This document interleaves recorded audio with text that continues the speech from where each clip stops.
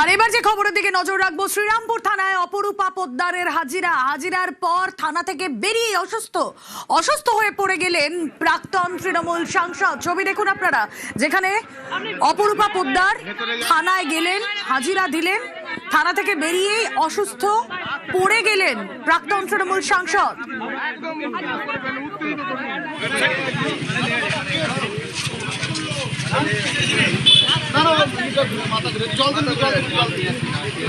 अरे काय उत्तर टाकले আপনারা একটু ফাঁকা করে দিন রোদ পকড়ে দিন চলতেইটা গাড়ি ধাক্কা লেগেছে।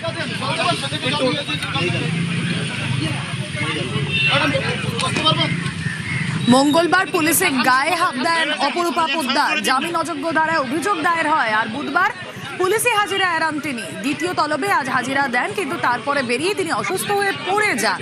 কথা বলবো, প্রতিনিধি রানা রয়েছেন আমাদের সঙ্গে। রানা, কি হলো অপরূপা পোদ্দার যখন পৌঁছলেন থানায়?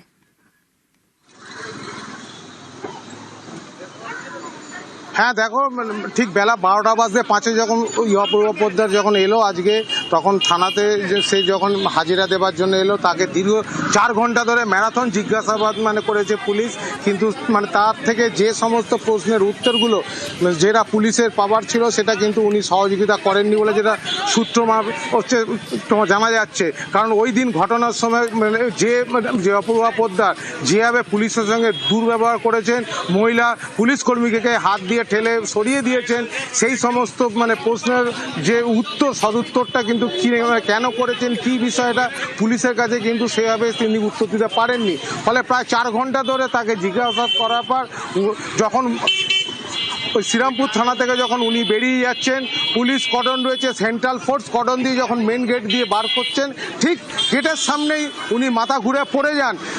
সাংবাদিকরা যখন তাকে জিজ্ঞাসা করতে যান যে সেদিনকার ঘটনায় আপনি এই ব্যবহারটা করেছেন কেন পুলিশের সাথে, কিন্তু তিনি কোনো উত্তর না দিয়ে যখন উনি একটি বাইকে উঠতে যাচ্ছিলেন, সেই সময় মাথা ঘুরে পড়ে যান। তারপরেই তাকে টোটো করে শ্রীরামপুর ওয়ালস হাসপাতালে নিয়ে যাওয়া হয়েছে।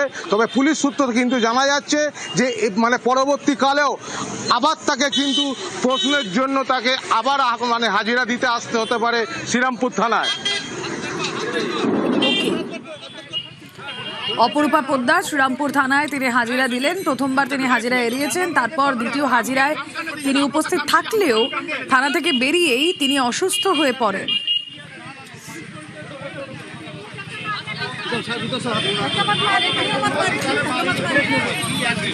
অপরূপা পোদ্দারের স্বামীকে গ্রেপ্তারের পরেই পুলিশের সঙ্গে বচসা, পুলিশের গায়ে হাত, এবং সেই মামলাতে তাকে জিজ্ঞাসাবাদ।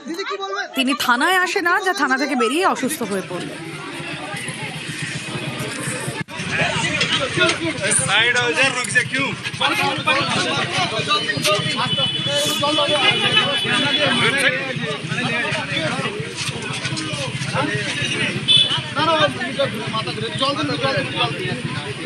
अरे काय उत्तर टाकले